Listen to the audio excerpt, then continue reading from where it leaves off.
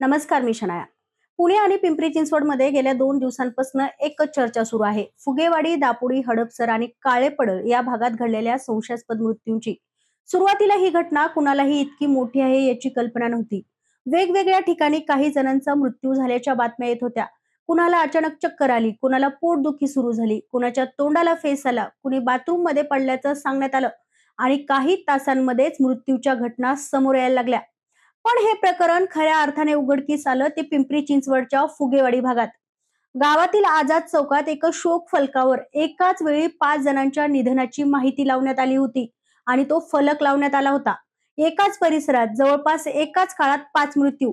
ही बाब स्थानिकांच्या लक्षात आली आणि त्यानंतर संशयाला सुरुवात झाली. लोकांमध्ये चर्चा सुरू झाल्या की हे सामान्य मृत्यू नाहीयेत, काहीतरी गंभीर घडलं आहे. स्थानिक नागरिकांनी सांगितलं की परिसरात अनेक दिवसांपासून हातभट्टीची आणि गावठी दारूची विक्री सुरू होती. 2 ठिकाणी अवैध अड्डे उघडपणे सुरू होते. लोक तिथून दारू विकत घ्यायचे आणि ज्यांनी ती दारू प्यायली त्यातील अनेकांची तब्येत अचानकच बिघडली. त्यानंतर एका मागोमाग एक रुग्णालयात दाखल होणाऱ्यांची संख्या देखील वाढू लागली. कोणाला मळमळ, कोणाला तीव्र पोटदुखी, कोणाला उलट्या, काहींना चक्कर येऊन ते कोसळले. काहींना तोंडातनं फेस येत असल्याची देखील माहिती नातेवाईकांनी दिली. परिस्थिती इतकी गंभीर झाली होती की काहींना वाचवण्याआधीच त्यांना मृत घोषित करावं लागलं. या प्रकरणात पिंपरी चिंचवडमधील फुगेवाडी आणि दापोडी परिसरात अनेक मृत्यू झालेत. त्याचवेळी पुण्यातील हडपसर आणि काळेपडळ भागात देखील अशाच प्रकारच्या घटना समोर आल्यात. त्यामुळे हे स्वतंत्र मृत्यू नसून एकाच साखळीचा भाग असू शकतात असा संशय अधिक गडद झाला. मृतांची संख्या किती यावर सुरुवातीला गोंधळ सुरू होता. स्थानिक नागरिकांच्या माहितीनुसार पिंपरी चिंचवडमध्ये 12 जणांचा मृत्यू झाल्याचं सांगितलं जात होतं. पुण्यात आणखीन 5 जणांचा मृत्यू झाल्याचं बोललं जात होतं. तर पोलिसांच्या प्राथमिक माहितीनुसार वेगवेगळे आकडे समोर देखील आले होते. पण एक गोष्ट मात्र स्पष्ट होती, घटना अत्यंत गंभीर होती. तपास जसा जसा पुढे गेला तसं एक नाव समोर आलं, योगेश वानखेडे. तपासात समोर आलेल्या माहितीनुसार योगेश वानखेडे हा सराईत दारू विक्रेता आहे. यापूर्वी देखील त्याच्यावर विविध पोलीस ठाण्यांमध्ये अनेक गुन्हे दाखल असल्याचं समोर आलं. आरोप असा आहे की त्याने तयार केलेल्या किंवा पुरवलेल्या दारूमध्ये मिथेनॉल मिसळलं गेलं. मिथेनॉल म्हणजे औद्योगिक स्पिरिट, शरीरासाठी अत्यंत घातक. थोड्या प्रमाणात घेतलं की डोळ्यांवर परिणाम, अवयव निकामी होणं आणि मृत्यू देखील ओढावू शकतो. ही विषारी स्पिरिट युक्त दारू पुणे आणि पिंपरी चिंचवडच्या विविध भागात पोहोचली.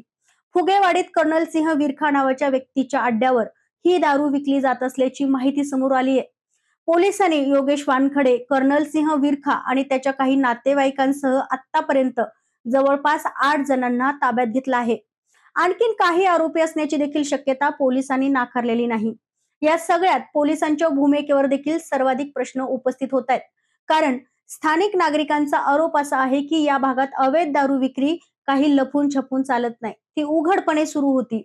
वारंवार तक्रारी दिल्या गेल्या पण कारवाई अपुरी होती. पोलीस यायचे, काही कारवाई व्हायची आणि काही दिवसांनी पुन्हा तेच अड्डे सुरू व्हायचे. काही महिलांनी तर असा गंभीर आरोप केलाय की हप्ते दिले जात असल्यामुळे हे धंदे पुन्हा सुरू राहत होते. या आरोपांची अधिकृत जी आहे ती पुष्टी झालेली नसली तरी देखील स्थानिकांमध्ये मोठा रोष आहे. विशेष म्हणजे सुरुवातीला पोलिसांनी काही मृत्यू वेगवेगळ्या कारणांनी झाले असावेत असं सांगितलं. कुणाचा मृत्यू नैसर्गिक, कुणाला हृदयविकाराचा झटका, कुणी पडल्याने मृत्यू अशी प्राथमिक माहिती देण्यात आली. पण नागरिकांनी यावर प्रश्न उपस्थित केले. कारण अनेक मृतांमध्ये एकसारखी लक्षणं पाहायला मिळत होती. चक्कर, मळमळ, तोंडाला फेस, अचानक प्रकृती खालावणं. त्यामुळे विषारी दारूचा संशय अधिक तीव्र झाला. शवविच्छेदनाचे अहवाल आणि रासायनिक तपासण्या यानंतरच नेमकं कारण अधिकृतपणे स्पष्ट होत असलं तरी देखील तपास यंत्रणांनी मिथेनॉलच्या दिशेने चौकशी सुरू केली आहे. या प्रकरणाची गंभीर दखल घेत मुख्यमंत्री देवेंद्र फडणवीस यांनी देखील प्रतिक्रिया दिली आहे. त्यांनी सांगितलं की त्यांचं पुणे पोलीस आयुक्तांशी बोलणं सुरू आहे.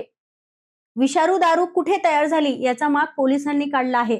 या साखळीतील काही लोकांना अटक देखील करण्यात आलेली आहे. आणखीन काही लोक सहभागी असू शकतात आणि त्यांचा शोध सध्या सुरू आहे. गंभीर रुग्णांवर उपचार सुरू आहेत आणि त्यांना वाचवण्याचा प्रयत्न देखील केला जातोय. मुख्यमंत्र्यांनी या घटनेला एक प्रकारची हत्या असं म्हटलंय.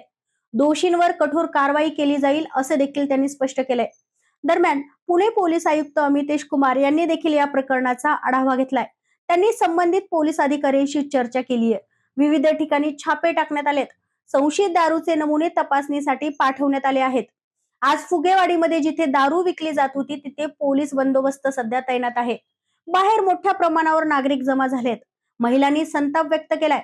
ही दारू बंद झाली असती तर आमची माणसं आज जिवंत असती, असं त्या सांगत आहेत. या घटनेत अनेक कुटुंब उद्ध्वस्त झाली आहेत.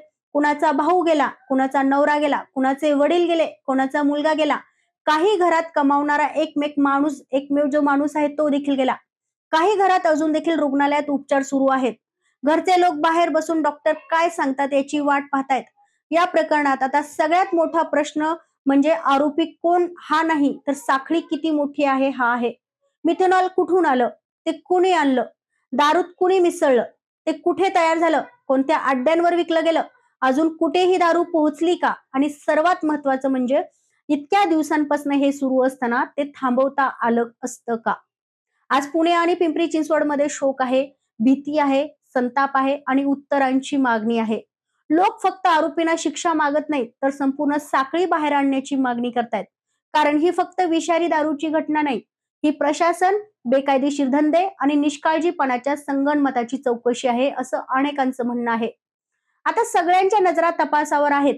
शवविच्छेदन अहवाल काय सांगतो, रासायनिक तपासणीत काय येतं, आणखीन किती अटक होतात आणि या मृत्यूंना खरोखर जबाबदार कोण आहे, याची उत्तरं पुढच्या काही दिवसात मिळतील. पण तोपर्यंत पुणे आणि पिंपरी चिंचवड मधील अनेक घरांमध्ये एकच शांतता आहे आणि त्या शांततेमागे एकच प्रश्न, हे थांबवता आलं असतं का?